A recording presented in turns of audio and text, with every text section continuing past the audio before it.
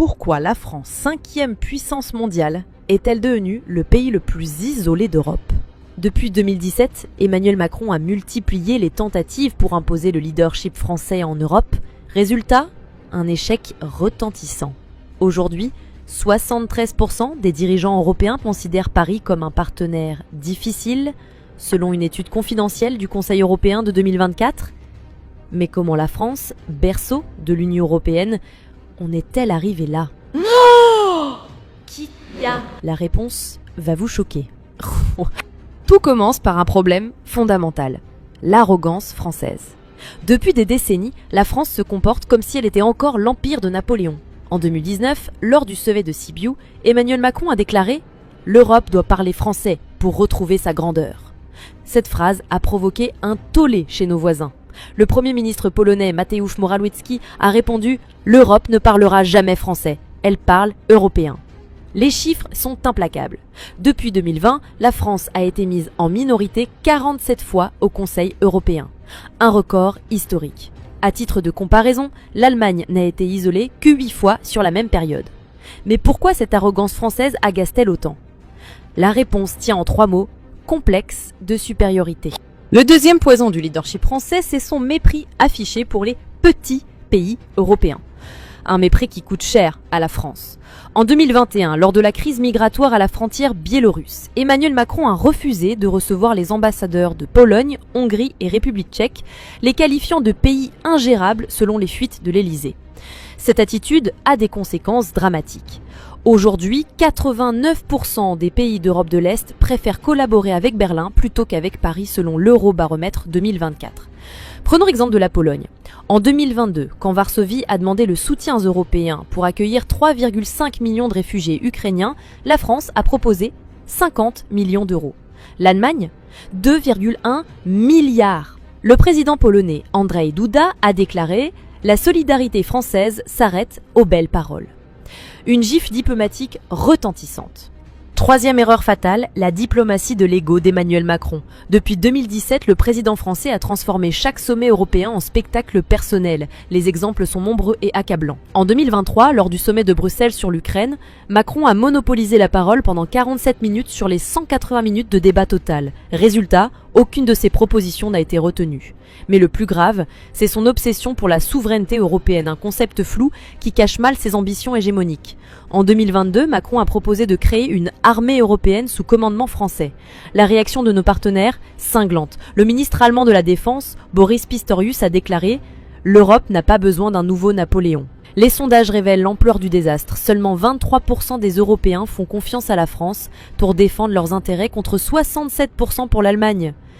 Quatrième poison. La France est devenue un obstacle systématique à l'unité européenne. Et les exemples ne manquent pas. Souvenez-vous, en 2019, la France a bloqué l'ouverture des négociations avec l'Albanie et la Macédoine du Nord. Motif officiel ? L'élargissement doit être repensé. Motif réel ? La peur de perdre son influence dans une Europe élargie. Cette obstruction systématique a un coût. Selon une étude de Sciences Po Paris, la France a retardé de 34 mois en moyenne chaque grande décision européenne depuis 2020. Plus grave encore, l'attitude française pousse nos partenaires vers d'autres alliances. En 2023, l'initiative des 3 mers rassemble désormais 12 pays d'Europe centrale et orientale, sans la France. Le Premier ministre estonien Kaja Kallas a été clair. Nous construisons l'Europe du futur, avec ou sans la France. 5e erreur, l'obsession française pour l'exception française en Europe. Cette illusion nous coûte notre crédibilité. Prenons l'exemple concret des langues. Depuis 2018, la France exige que tous les documents européens importants soient traduits en français en premier. Résultat, les décisions sont retardées de 3 à 6 semaines selon la Commission européenne. Cette rigidité agace profondément nos partenaires. La présidente de la Commission européenne, Ursula von der Leyen, a confié en privé « Travailler avec Paris, c'est comme négocier avec un musée ». Les chiffres sont éloquents. En 2024, la France a utilisé son droit de veto 23 fois, soit plus que tous les autres pays réunis. Un record européen qui isole davantage Paris.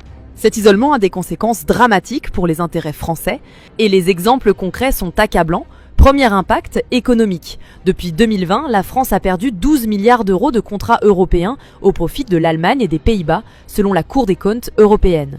Deuxième impact technologique.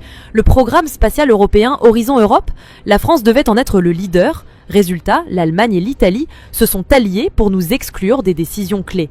Troisième impact géopolitique. Quand l'Europe a dû choisir ses représentants aux Nations Unies en 2023, la France a été écartée au profit de la Belgique. Une humiliation historique. Le secrétaire général de l'OTAN, Jens Stoltenberg, a résumé la situation. La France parle fort, mais agit seule. Ce n'est plus le leadership du XXIe siècle. Face à cet échec français, l'Europe a trouvé de nouveaux leaders. Et ils ne sont pas où vous l'imaginez. Premier exemple, l'axe Berlin-Rome-Madrid.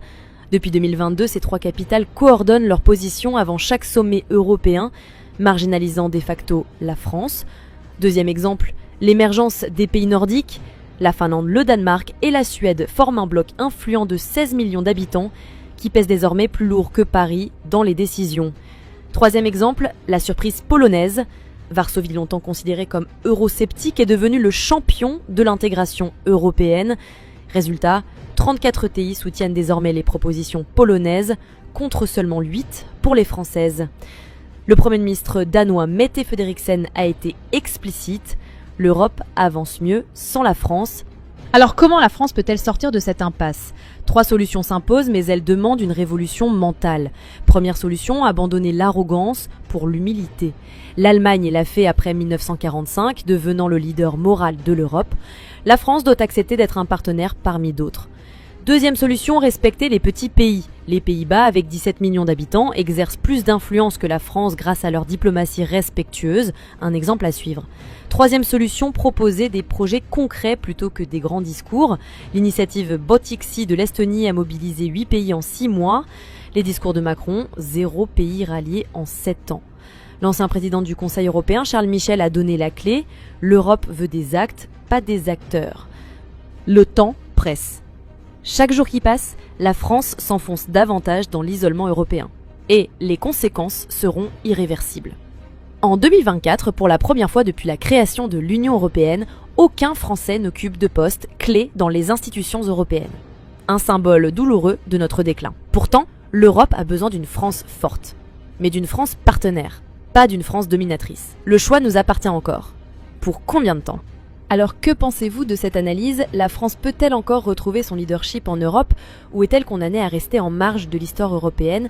Dites-nous en commentaire quelle solution vous préférez. Et si cette vidéo vous a ouvert les yeux sur la réalité européenne, likez et partagez pour que plus de Français comprennent les enjeux. Abonnez-vous pour ne rater aucune de nos analyses géopolitiques. L'Europe se construit avec ou sans nous. À nous de choisir notre camp.